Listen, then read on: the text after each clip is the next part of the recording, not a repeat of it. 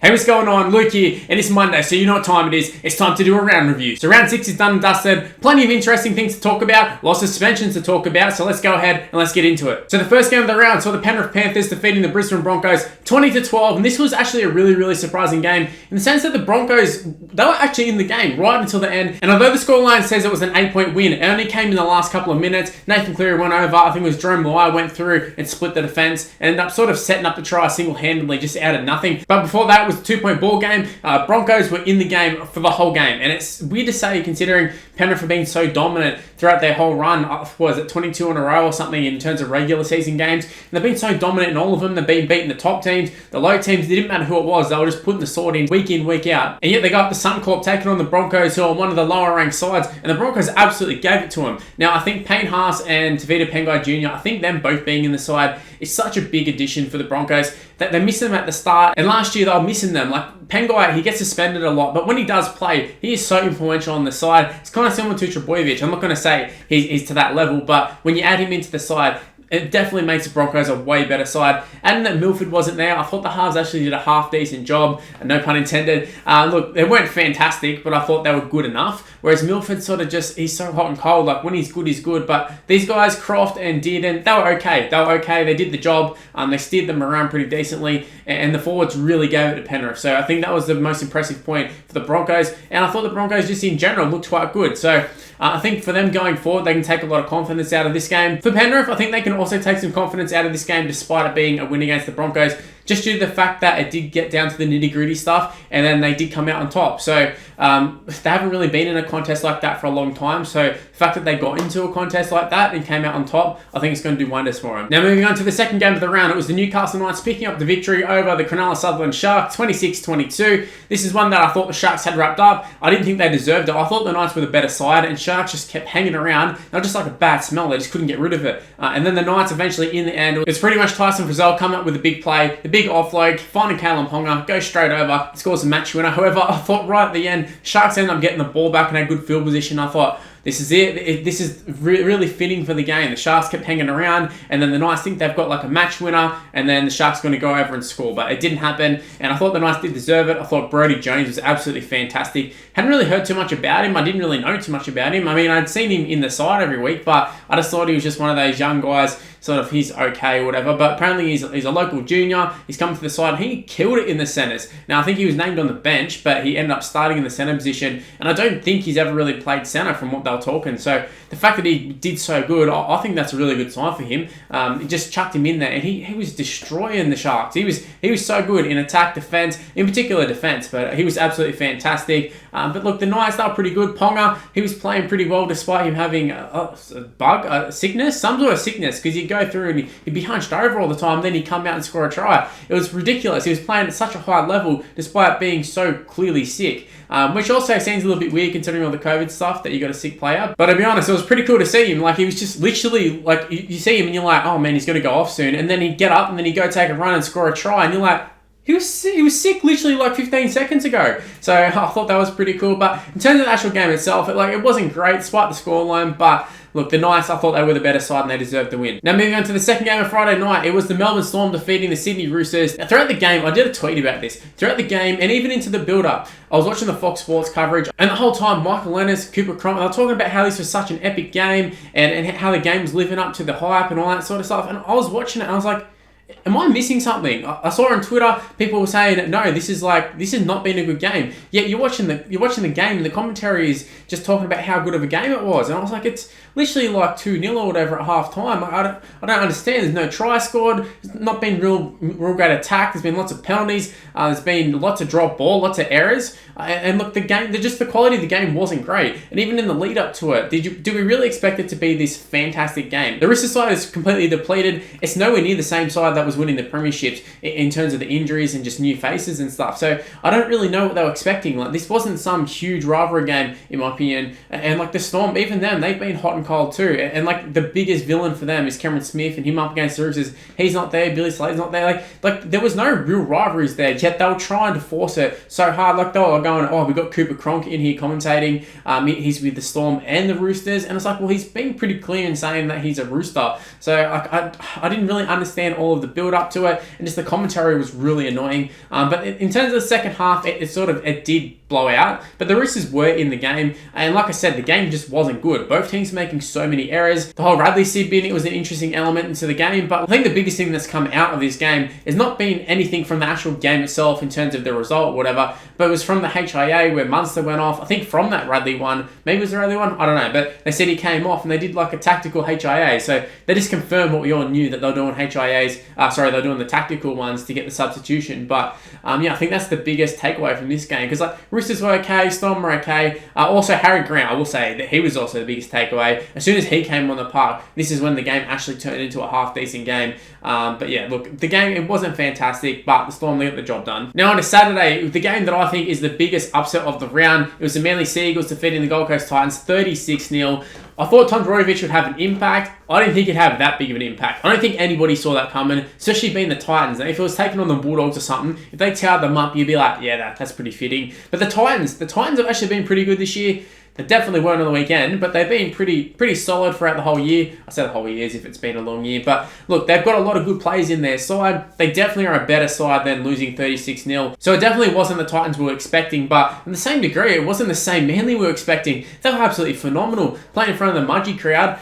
Look, if you expect this at Brookvale, but going to Mudgee, I really didn't see it coming. I could see Manly winning, but I just didn't see it happening like this. And I don't think many people did. I didn't really see any people predicting Manly to win, let alone win by that much. A lot of people said they could win, but a lot of people are like, yeah, but Titans are pretty good. And that was the boat I was in. I was like, Manly, they won last week. They've got a good side. Trbojevic is back, but we'll have to wait and see how he goes. Like, it might take him a little bit of time to get back into the side and get into the swing of things. Instead, he just came out and just went gangbusters. He's scoring tries, setting up tries, line breaks, left, right, and center.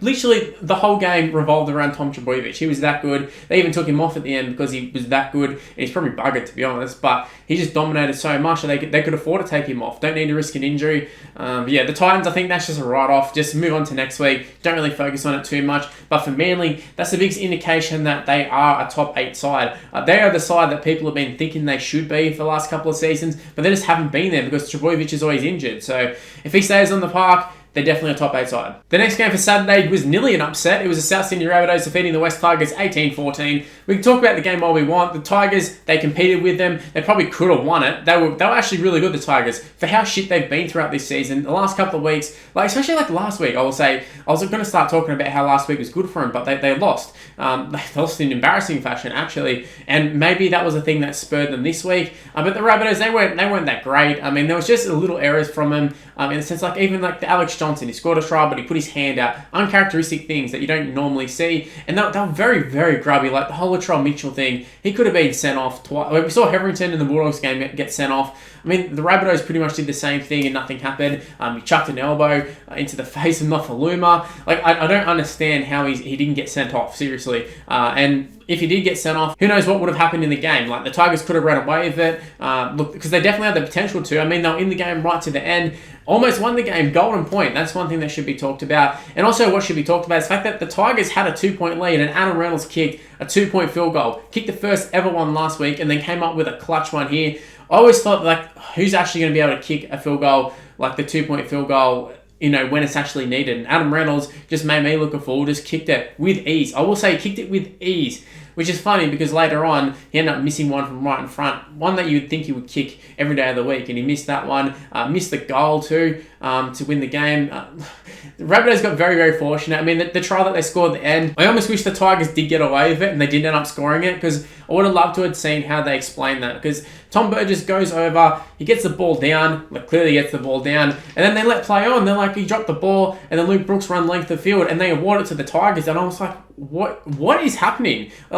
How are you not stopping that? The Rabbitohs are all celebrating in a golden point situation. How do you not stop the game? How do you say play on? It's not even like Brooks just picked the ball up straight away or anything. It was a couple seconds there. The referee's about to award the try or whatever he's going to do, and then he's like, oh, Luke Brooks is running. No, play on. So it's like if he had dropped the ball and that's how the game ended, it would have been hilarious. I mean, it was hilarious to start off with, but if the Tigers actually been awarded the try, imagine the outrage. Like, the papers would have been full of it. Instead, we get the right result, but just imagine how everything would have turned out. But in the end, the Rabbitohs, they got pretty lucky. The Tigers probably did deserve to win. They had the lead at important times, but they just couldn't hold on to it, and it took some clutch plays from the Rabbitohs. So I think Tigers, they can hold their head up, especially after last week, after such a disappointing game for them, coming out and playing how they did. I think it's a credit to them. Now into the last game of Saturday, I saw the Parramatta Eels defeating the Canberra Raiders 35-10, a really weird scoreline. Didn't actually really get to see this game because a lot of these games I'm working. I'm kind of going back and forth between watching it and doing other stuff. But for this one, I didn't see it coming. I thought the Raiders would get the job done, especially after the performance of last week from the Eels. I just wasn't impressed with them.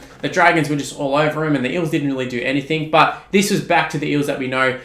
This is pretty much what we expect from the Eels these days, and they delivered. And I've got to say, Mitchell Moses, he's really stepping up. Gutherson's stepping up. It's just a matter of they've got to be able to do it every week. They can't just do it for a couple of weeks and then slack off. They've got to do it week in, week out. And a game against the Raiders, definitely no easy beast. The Raiders I would expect to be a top 4 side, but they're not really playing like it this year. I know they generally take a little while to sort of get into the swing of things, but it's just not happening for them this year. And the more I watch them, the more I realise that they're probably not going to be a contender for the premiership, because throughout the whole preseason, even the first couple of weeks, it was like, well, there's only a couple of teams who can win it, and I'll always include the Raiders in it. Now it's more looking like the Eels, that they're more of a favourite than the Raiders. I don't know. I can't put my finger on what's happening at the Raiders. They're just lacking something, but I don't really know what. I don't know if it's Bateman. I mean, they played large parts of last season without him, but I mean, the first season he was there, he got second row of the year, I'm pretty sure, and then obviously he came back in and they looked a much better side when he was back. And the replacements they've got, they're doing an okay job, but they're just not John Bateman. Add in that Nick Kotrick's not there. It's just they're just missing something. And like I said, I can't put my finger on it. But the Parramatta Eels, they were absolutely fantastic. And after seeing how they played against the Raiders, I actually would really like to see them take on Penrith, because I'm pretty sure they're the last team who beat Penrith, apart from the Storm in the grand final. Don't quote me on it, but I'm pretty sure that's the case. So I think that'd be a really, really juicy clash, and I'm looking forward to it. Now moving on to the Sunday game, so I just got to start off this one. As the Warriors up against the Dragons, the Warriors pick up the victory 20-14. I just got to say, I didn't see this game. I was at work. I didn't see any of it, but I remember I just watched the Bulldogs game, and then I was talking to my mum, and she mentioned and said, oh yeah, no, the Warriors picked up an upset, and I was like, oh yeah, there was another game today. So I went and I looked at the highlights, and I saw it looked like the Dragons were just making way too many sort of basic errors, and then the Warriors were just scoring from it. So I don't know if it was the Warriors being absolutely amazing by any means, or the Dragons being super, super bad, but the Dragons definitely didn't play up like they have been the last couple of weeks, and the Warriors took full advantage of it. Looked like Roger Tuivasa-Sheck was pretty strong for him. Looked like the Warriors are just, I don't know, the Warriors, they're just sort of flying under the radar. I don't think they're going to be a top 8 side, but they're getting a lot of wins. They're getting a lot of wins against some decent sides. And look, for the Dragons, that's going to be very, very disappointing, because I think it was a very winnable game for them. Home game up against the Warriors, who are sort of under strength, and away from home too. So the Warriors are kind of known to not be great away from home, despite them being away from home permanently now. But yeah, this is definitely a game the Dragons will probably look back on and go, can't believe we lost that one. But at the same time, the Warriors, they've been very good in 2021. Even in 2020, they're pretty good, but they just keep playing with passion. And even without Fanua Blake and a lot of big names that keep getting injured for them, they just keep producing the goods. And look, I think that's a real promising thing for the Warriors, especially knowing next year they're not going to have Tuivasa-Sheck. Kind of just shows that, look, they're not relying on just one player. So I think it's a good time for the Warriors. Nick Arima doing a good job for him. Probably a pretty underrated player at this point. As soon as he went to the Warriors, he went from being like the talk of the town at the Broncos, and then all of a sudden nothing. But he's probably in the form of his career at the moment. And yeah, look, like I said, the Dragons will be very disappointed to lose this one. But the Warriors, they must have played pretty decent, and they have been playing pretty decent all year. Now to the final game of the round, the one I was most invested in. My Canterbury Bankstown Bulldogs went down to the North Queensland Cowboys, 30-18. Such a disappointing game, such a frustrating game. I was watching it, and I've never swore so much in my life. I was looking at it, I just can't figure out what's happening at the Bulldogs. They should be playing a lot better than what they are, but then at the same time, you look at the lineup, and if I take off my rose-tinted glasses here, I'm just like, their players just aren't that good.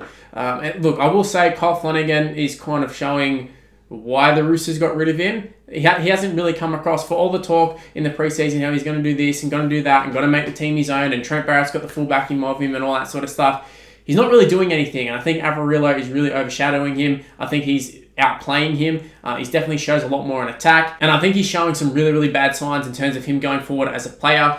Now, look, for me, I think the Bulldogs, they need Lachlan Lewis in the side. Just the defense is just too shit. pretty much the defense is just absolutely shocking for the Bulldogs. And the Cowboys, I don't think, were very good. The Cowboys weren't good by any means. They're in front of a home crowd, but it's not like they did anything fantastic. And a couple of tries they scored, they got out to 30 points, but I'd say 2 or 3 of them, they were literally just the easiest tries. Just a guy just running and beating one player, getting one-on-one somehow on his own try line. It was just really simple stuff. And I remember the commentators were like, I don't understand how this happened, but it did happen. And then the Bulldogs that, Hetherington got sent off, fairly sent off. It's just more of a, like, they're going to do it for one, you're going to do it for all, and they're not doing that. They're just picking and choosing which is a send-off, and then next time it's a sin bin, and next time there's nothing. So I think it is a send-off, definitely is a send-off. And it was just weird to see the Bulldogs all of a sudden come alive after the send-off. I thought that was the most interesting thing. Went down to 12 men, and that's when they started to play. So, yeah, I can't really explain that one, whether the Cowboys just took their foot off the pedal a little bit. But I will say for the Cowboys, I'll say Jake Granville's